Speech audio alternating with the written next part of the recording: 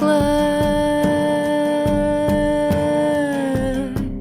a perfect fit.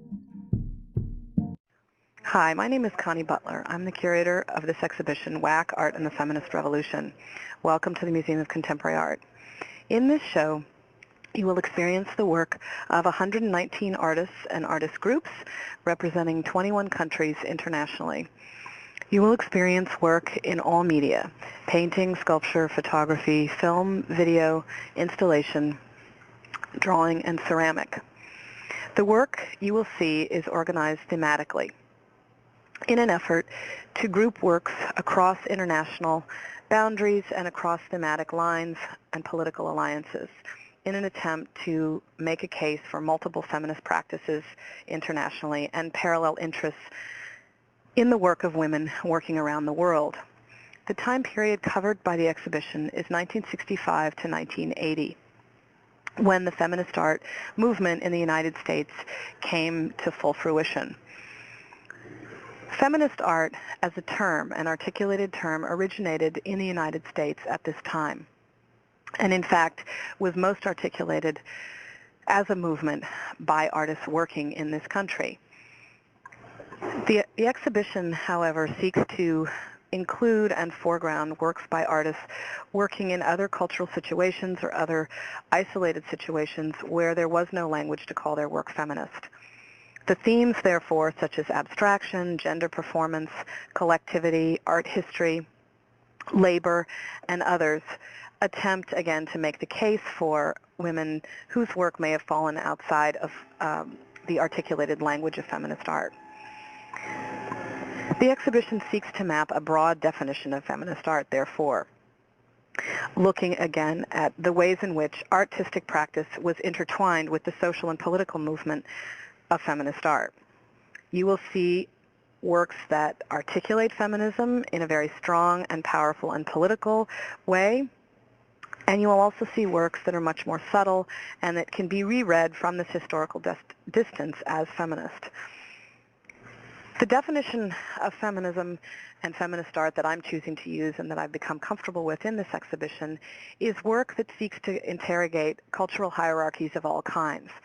Again, you will see women who are protesting political hierarchies, social hierarchies in very direct and articulate ways, and women who are working with much more personal and subtle kinds of vocabularies.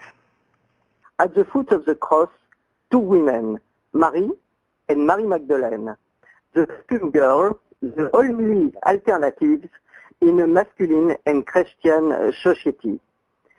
Well-read woman or girl with losing heirs. These are two stereotypes, two images of women which are difficult to escape, the mother and the prostitute.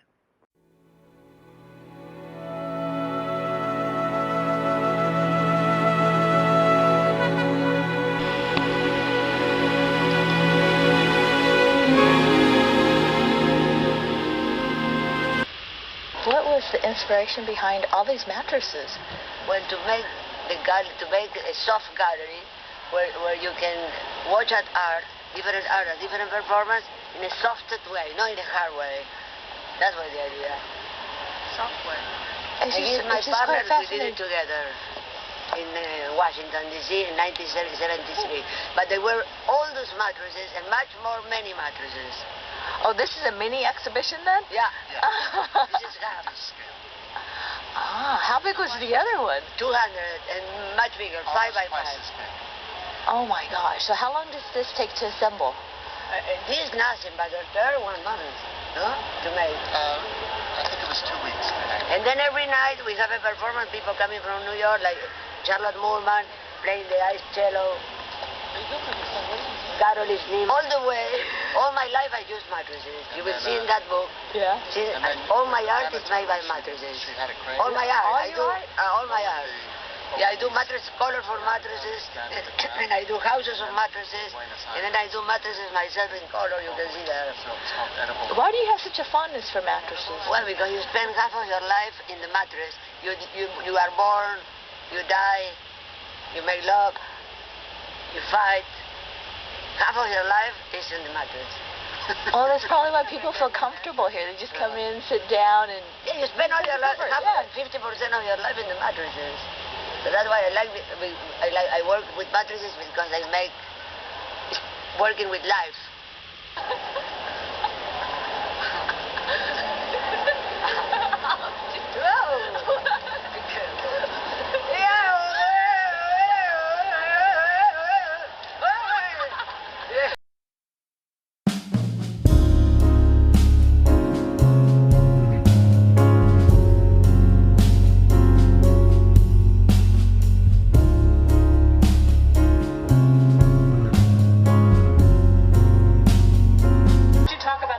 Of Turkish bath when it was first painted? Oh, well, when people are embarrassed, they don't make little jokes, And I remember one of the critics said that there are portraits of critics as naked as jaybirds. I've never seen a naked jaybird, but it's interesting. And people sort of shuffle their feet and sort of giggle. And because people aren't used to male nudes, you see. And I felt it was very necessary to do this in order to justify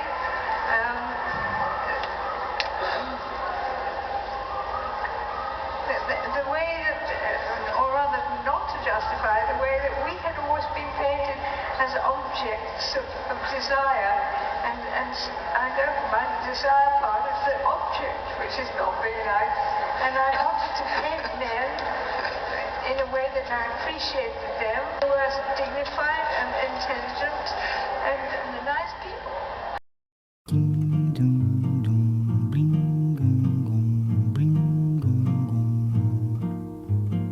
Olha que coisa mais linda, mais cheia de graça. And saw the Wack exhibit at MOCA, the feminist art exhibit, and that was very interesting. Lots of vaginas and naked women, and I had, forgotten about performance art, because I kind of started doing that and then moved on to a different kind of art. Now here I am chronicling something again, and I realized at that show how many women from the 70s and 60s were creating chronologies of something, or their weight loss, or beauty regimens, or daily happenings. So I think that's interesting, that subconsciously I'm tapping into my roots as a woman, talking about my vagina. So that's fun. And I hung out with my friend Carlos. He said, you're such an interesting blend of things, Wilaya. He said, you're so feminine, you look so feminine and pretty and girly. He's like, but on the inside you're so masculine, you're so different, you're just so, anyway, something to talk about another time, maybe. I've been called masculine a lot by people who know me well, and I like that. I like people who embody different things than what's expected of your gender or your race or your whatever it is.